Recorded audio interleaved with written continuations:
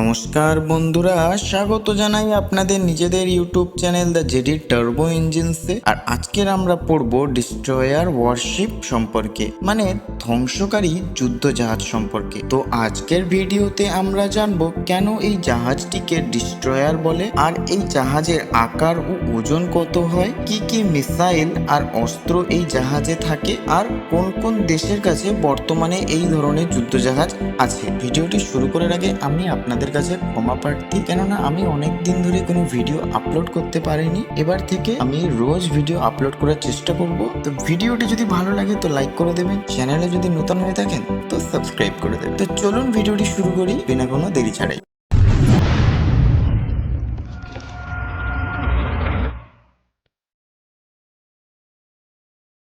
প্রথমে আমরা জানবো ডিস্ট্রয়ার যুদ্ধজাহাজ আসলে কি। ডিস্ট্রয়ার হলো একটি দ্রুতগামী শক্তিশালী জাহাজ, সেই জন্য অনেক দীর্ঘ সময় সমুদ্রে বা যুদ্ধক্ষেত্রে এটি টিকে থাকতে পারে। এর মূল কাজ হলো বড় জাহাজ যেমন এয়ারক্রাফট ক্যারিয়ারকে পাহারা দেওয়া এবং শত্রু জাহাজ বা সাবমেরিনকে ধ্বংস করা। একটি মডার্ন ডিস্ট্রয়ারকে সমুদ্রের সুইস আর্মি বলা হয়, কেননা এই জাহাজটি আকাশ, জল এবং জলের তলায় অ্যাটাক করে শত্রুকে দমন করতে পারে। আমরা যদি এই জাহাজের আকার ও ওজনের কথা বলি, তাহলে এই জাহাজে 500 থেকে 510 ফুট লম্বা হয়, আর এর ওজন 8,000 থেকে 12,000 টন পর্যন্ত ওয়েট হয়। বর্তমানে আমেরিকার জাম্প ওয়ার্ল্ড ক্লাস বিশ্বের সবচেয়ে বড় ডিস্ট্রয়ার যুদ্ধজাহাজ। এই জাহাজটি 610 ফুট লম্বা, যা একটি ক্রুজার যুদ্ধজাহাজের মতনই বড়। এবার বন্ধুরা আমরা জানবো কি কি অস্ত্র দিয়ে এই যুদ্ধ জাহাজটি সজ্জিত থাকে। তো বন্ধুরা, এই যুদ্ধ জাহাজটির প্রধান শক্তি হলো ভিএসএল। এর ফুল ফর্ম হলো ভেরিয়েবল লঞ্চ সিস্টেম। এই লঞ্চ সিস্টেম দিয়ে সেকেন্ডের ভেতরে মিসাইল লঞ্চ করা যায়। তারপরেতে যে ফার্স্ট মিসাইলটি থাকে সেটি হলো অ্যান্টিশিপ মিসাইল। শত্রু জাহাজকে ধ্বংস করার জন্য অ্যান্টিশিপ মিসাইল থাকে।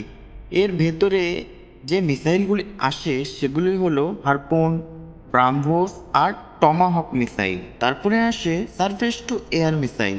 মূলত এনিমি এয়ারক্রাফট আর মিসাইলকে আকাশপথে ধ্বংস করার জন্য এই ধরনের মিসাইল ব্যবহার করা হয়। যে মিসাইলগুলি এর ভেতরে আসে SM-2, SM-6। এরপরে আছে ক্রুজ মিসাইল। এই ক্রুজ মিসাইলগুলি সারফেস টু সারফেসে অ্যাটাক করার জন্য ব্যবহৃত হয়। এই মিসাইলগুলির রেঞ্জ অনেক বেশি হয়, সেই জন্য এই মিসাইলগুলিকে ক্রুজ মিসাইল বলে। আর এগুলি অনেক ফাস্ট ট্রাভেল করতে পারে। এর ভেতরে যে মিসাইলগুলি আছে সেগুলি হলো টমাহক ক্রুজ মিসাইল আর ব্রাহ্মোস ক্রুজ মিসাইল। এরপরে আমরা এই জাহাজে যেই অস্ত্রটিকে দেখতে পাই সেটি হলো টর্পিডো। মূলত জলের তলায় এনিমি সাবমেরিনকে ডিস্ট্রয় করার জন্য টর্পিডো ব্যবহার করা হয়। টর্পিডোর সাথে সাথে এতে অ্যান্টি সাবমেরিন রকেট লঞ্চারও ব্যবহার করা হয়। যদি কোনো জাহাজ সাবমেরিনকে ডিটেক্ট করে তাহলে সেই সাবমেরিনকে লক্ষ্য করে অ্যান্টি সাবমেরিন রকেট লঞ্চারকে লঞ্চ করা হয়। অ্যান্টি সাবমেরিন রকেট লঞ্চার জলের তলায় পৌঁছে সেই সাবমেরিনের সাইডে ব্লাস্ট হতে শুরু করে, যার ফলে সাবমেরিনটির বাইরের যে হাল বা বডি হয় সেটি বাইরে থেকে ভেতরের দিকে ঢুকে যায়, যার ফলে সাবমেরিনটির বিভিন্ন জায়গায় ওয়াটার লিকেজ শুরু হয় এবং ডিস্ট্রয় হয়ে যায়। বন্ধুরা, এরপরে আসবো জাহাজের মেন গান বা ক্যাননের সম্বন্ধে। জাহাজের সামনে বা পেছনে বা কোনো কোনো জাহাজের 4টি জায়গায় এই ক্যাননটি থাকতে পারে। মূলত জাহাজের সামনে 5 ইঞ্চি ক্যানন থাকে, যেটি 20 থেকে 30 কিমি দূরত্বে অ্যাটাক করতে পারে। এরপরে আছে CLWS। এর মানে হলো ক্লোজ ইন ওয়েপন সিস্টেম। এই অস্ত্রটি জাহাজের শেষ রক্ষা কবচ। এই সিস্টেমটি প্রতি সেকেন্ডে হাজার হাজার গুলি ছুড়ে ধেয়ে আসা মিসাইল এবং ক্লোজ রেঞ্জে ওরা এয়ারক্রাফটকে ডিস্ট্রয় করতে পারে। এই ক্লোজ ইন ওয়েপন সিস্টেম দুই প্রকারের হয়, PH-LX আর AK-630। এবং এই ধরনের জাহাজগুলিতে দুটি করে হেলিকপ্টার হ্যাঙ্গার থাকে। আর এই ডিস্ট্রয়ার যুদ্ধ জাহাজগুলিতে ডেপোই থাকে।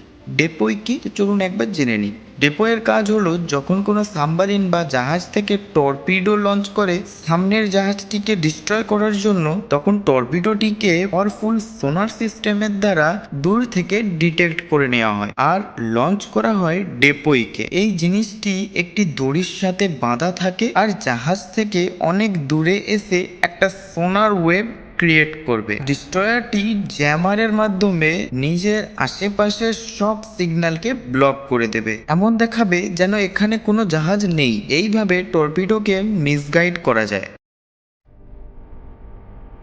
তো বন্ধুরা, যেই দেশগুলির কাছে বর্তমানে এই ধরনের যুদ্ধজাহাজগুলি আছে, যেমন বর্তমানে আমেরিকার কাছে বিশ্বের সবচেয়ে বড় আলেকবার্গ ক্লাস ডিস্ট্রয়ার আছে, আর বর্তমানে ভারতের কাছে INS Visakhapatnam class, INS Kolkata class, INS Delhi class এর মতো শক্তিশালী ডিস্ট্রয়ার আছে। চায়নার কাছে টাইপ 055 এবং টাইপ 052D ডিস্ট্রয়ার আছে। রাশিয়ার কাছে ইউডেল ক্লাস আর লিউচেঙ্কোর মতো শক্তিশালী ডিস্ট্রয়ার আছে। এছাড়া ব্রিটেন, ফ্রান্স, জাপান, দক্ষিণ কোরিয়ার কাছে উন্নত মানের ডিস্ট্রয়ার আছে। তো বন্ধুরা, আজকের জন্য এইটুকুই।